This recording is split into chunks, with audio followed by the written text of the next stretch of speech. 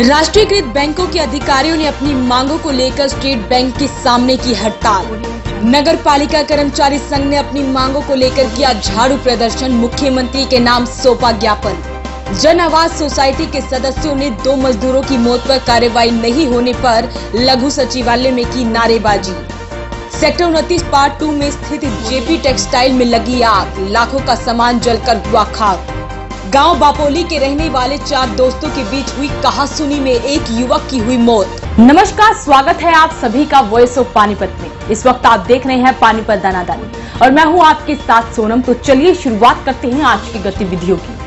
United forum bank union के आह्वान पर आज सभी बैंक अधिकारियों ने स्टेट बैंक ऑफ इंडिया के सामने इकट्ठा होकर 1 दिवसीय हड़ताल की और सरकार के खिलाफ रोष जताया। United forum of bank union के आह्वान पर राष्ट्रीयकृत बैंकों के अधिकारी अपनी मांगों को लेकर हड़ताल पर हैं।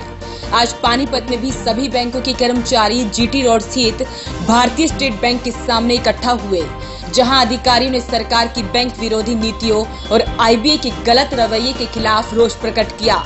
उनका कहना है कि वेज रिवीजन, जो कि 1 नवंबर 2017 से लागू होना था, 14 महीने बीत जाने के बाद भी अभी तक कोई सार्थक बात नहीं हुई है, जिसका हम विरोध कर रहे हैं। आज हमारी हड़ताल है सभी बैंकर्स की यूएफबीयू के बैनर के नीचे। 21 तारीख को जो स्ट्राइक थी वो खाली हमारे एक आईबोक की थी, ऑफिसर्स यूनियन की।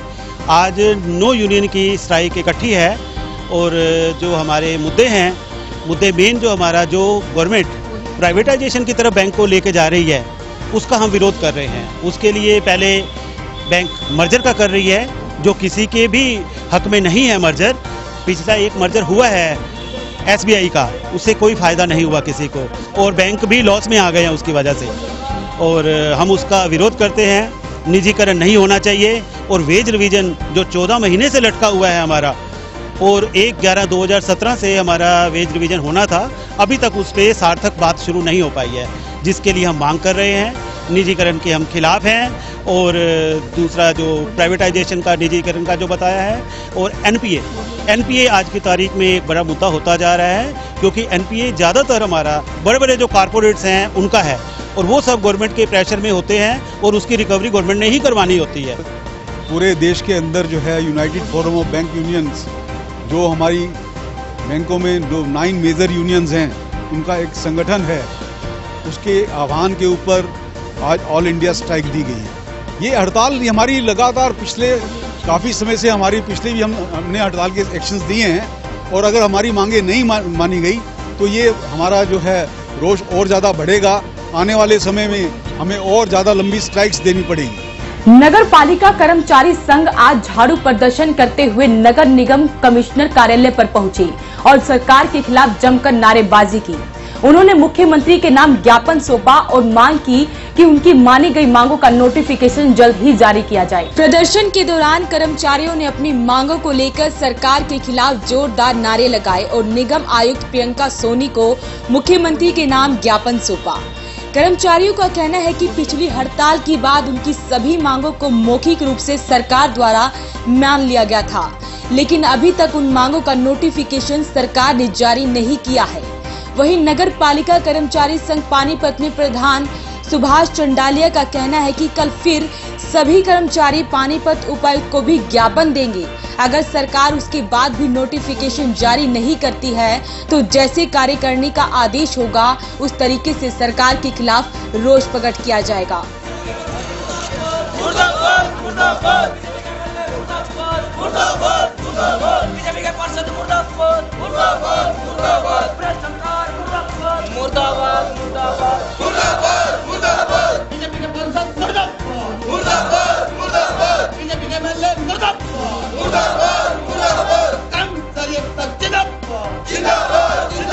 हमारे पीछे 16 दिन हड़ताल चली थी। 16 दिन की हड़ताल के बाद मुख्यमंत्री महोदय ने हमारी राज्य कार्यकारिणी को बुलाया और उसके बीच टेबल पर बात हुई और शर्तें मान ली, लेकिन उसका लेटर जारी नहीं किया।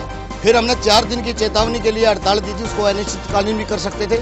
2 दिन के अंदर अंदर उसको बुला के टेबल पर उन मांगों को मान लिया, लेकिन आज तक इस गंदी सरकार ने एक भी पत्र जारी नहीं किया। इसलिए कर्मचारियों में बहुत भारी रोष है और ये धोखाधड़ी की सरकार है, इस पे कर्मचारियों का कोई विश्वास नहीं। इसके खिलाफ अब लगातार जब तक विधानसभा का इलेक्शन होगा हर रोज कर्मचारी सड़कों पर होगा। ये हम सरकार को चेतावनी देना चाहते हैं, या तो हमारे पत्र जारी करे। बीते दिनों गीता कॉलोनी में भवन निर्माण के समय लेंटर गिरने से 2 मजदूरों की मौत हो गई थी।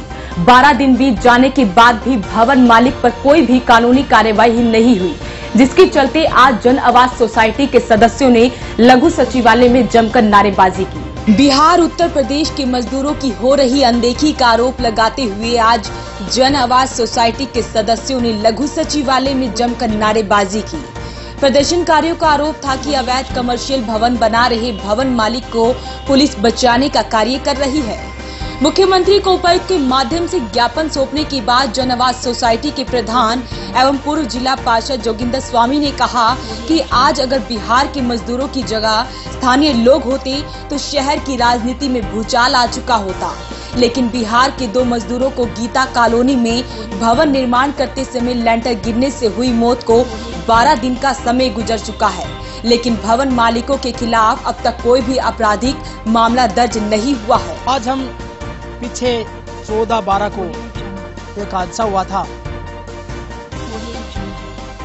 गीता कॉलोनी में भवन निर्माण करते वक्त मालिक की जल्दबाजी के कारण लेंटर धंस गया, जिसके अंदर हमारे 2 गरीब मजदूर मारे गए थे, जिसको लेकर हम 15 तारीख को एसपी साहब से मिले थे, जिसमें कास मोहम्मद नाम के ठेकेदार के ऊपर मुकदमा दर्ज करके मामले को चलता फिरता करने का प्रयास किया गया। उस समय मैंने एसपी पानीपत को मांग की थी कि भाई इसके अंदर भवन मालिक पूरी तरीके से दोषी है। आपकी पूरी टीम जब यह हादसा हुआ डीसी और एसपी पानीपत मौके पर पहुंचे थे, उन्होंने देखा, उन्होंने नगर निगम अधिकारियों से बात की ये वैध है क्या वैध है, जबकि मैं कहता हूं ये मेरे पास प्रमाण है वो भवन पूरी तरीके से अवैध था। 6 नवंबर को नोटिस जारी हुआ नगर निगम की तरफ से ताकि आप अवैध भवन निर्माण कर रहे हैं, इसको गिराया जाए। उसके बाद भी नगर निगम अधिकारियों ने और भवन मालिक ने मिली भगत करके आप जल्दी बनाइए, उसको भवन को बनने दिया गया, जिसके कारण जल्दबाजी के कारण वो लेंटर धंसा, उसमें 2 मजदूर मरे। हम चाहते हैं कि भवन मालिक के खिलाफ तत्काल प्रभाव से मुकदमा दर्ज हो, आंसू जो ठेकेदार उसको बाहर निकाला जाए, और जो मृतकों के परिवार हैं उन दोनों मृतकों को 25-25 लाख रुपए का सरकार की तरफ से मुआवजा दिया जाना चाहिए। इस मांग को लेकर के हम डीसी के माध्यम से मुख्यमंत्री को ज्ञापन देने के लिए आए। सेक्टर 29 पार्ट 2 में स्थित जेपी टेक्सटाइल में अचानक आग लग गई और आग लगने से लाखों का सामान जलकर खाक हो गया। सेक्टर 29 पार्ट 2 में स्थित जेपी टेक्सटाइल में आज सुबह करीब 7:30 बजे अचानक आग लग गई। आग लगने का कारण शॉर्ट सर्किट बताया गया। आग में लाखों का सामान जलकर खाक हो गया, लेकिन गनीमत रही कि कोई जान हानि नहीं हुई। फैक्ट्री में कॉटन वेस्ट पिंचिंग मशीन के जरिए रोलिंग होती थी और कॉटन वेस्ट के कारण आग पूरी फैक्ट्री में फैल गई। फैक्ट्री के मालिक जयप्रकाश का कहना है कि सुबह करीब 7:30 बजे फैक्ट्री के वर्कर ने फोन कर उन्हें जानकारी दी कि फैक्ट्री में आग लग गई है, जिसके बाद मौके पर पहुंचकर दमकल विभाग को सूचना दी गई और दमकल विभाग की 8 गाड़ियों ने पहुंचकर आग पर काबू पाया। आग में करीब 7 से 8 लाख रुपए का सामान जलकर खाक हो गया। शॉर्ट सर्किट से फायर हो गई थी ये सुबह 7:30 बजे, और चूँकि मैं भी आया हुआ था करीब 6 बजे यहाँ, तो मैं दूसरी तरफ था। इतने 7:30 बजे फ़ोन किया, सब फायर हो गई। बंदा कोई था नहीं, सिर्फ 2 बंदे थे जो सोए हुए थे, और इतने आगे सारे फैल गए। और मेरे पास गया, हमने फिर फायर ब्रिगेड को फ़ोन किया। करीब 8 गाड़ियाँ आई थी फायर ब्रिगेड, और क्या वही सब करीब 7-8 लाख का करीब नुकसान हो गया। गांव बापोली के रहने वाले 4 दोस्तों के बीच आपसी कहासुनी हो गई और ये कहासुनी इतनी बढ़ गई कि 3 दोस्तों ने मिलकर एक दोस्त की हत्या कर दी, जिसमें इस युवक की मौत हो गई। देखिए पूरा मामला। दरअसल चारों दोस्तों ने शराब पी रखी थी। नशे में चारों दोस्तों के बीच पैसों को लेकर कहासुनी हो गई। कहासुनी इतनी बढ़ गई कि कुछ ही पलों में इस कहासुनी ने हत्या का रूप ले लिया। बता दें कि तीनों दोस्तों ने मिलकर तेजधार हथियार से हमला कर एक दोस्त की हत्या कर दी। हमला होने पर घायल युवक काफी देर तक तड़पता रहा। जब घायल युवक के परिजनों को पता चला तो वो तुरंत घटना स्थल पर पहुंचे और युवक को अस्पताल ले जाने लगे कि तभी रास्ते में ही युवक ने दम तोड़ दिया। बता दें कि ये चारों युवक गांव बापोली के रहने वाले हैं। वहीं घटना स्थल पर बापोली थाना SHO नरेंद्र कुमार पुलिस बल सहित पहुंचे और मामले की जांच की। बापोली थाना SHO नरेंद्र कुमार का कहना है कि 3 दोस्तों पर हत्या करने के आरोप में मामला दर्ज कर लिया गया है, जिसमें से एक आरोपी से पूछताछ की जा रही है और जल्द ही सभी आरोपी गिरफ्तार कर लिए जाएंगे। पता चला हुआ ऐसा है, उसका वो पोस्टमार्टम करा रहे हैं, FIR दर्ज कर रहे हैं जी। उसमें 3 आदमी लड़कों के नाम हैं जी। तो जैसे क्या कारण बताया जा रहा है अभी फिलहाल जांच में? बस ये बता रहे हैं कुछ पैसे का लेन देन उसका जी, परंतु पकड़ने को होगा जी, गिरफ्तारी को कहा है तो जल्दी गिरफ्तार करें। वॉइस ऑफ पानीपत के लिए सनोली से उमेश त्यागी की रिपोर्ट। आज की गतिविधियों में बस इतना ही। जुड़े रहिए वॉइस ऑफ पानीपत के साथ। नमस्कार। Sponsor by fashion gallery, Panipat में मोबाइल का सबसे बड़ा शोरूम। अब बजाज और कैपिटल का कार्ड लाएं और कोई भी मोबाइल 0% डाउन पेमेंट पर घर ले जाएं। GT road opposite Palika Bazaar near Punjab national bank Panipat. Phone 9813030600। This programme sponsor by lord Shiva enterprises, अपने आप में एक पहचान, नियर होटल वेस्ट पानीपत।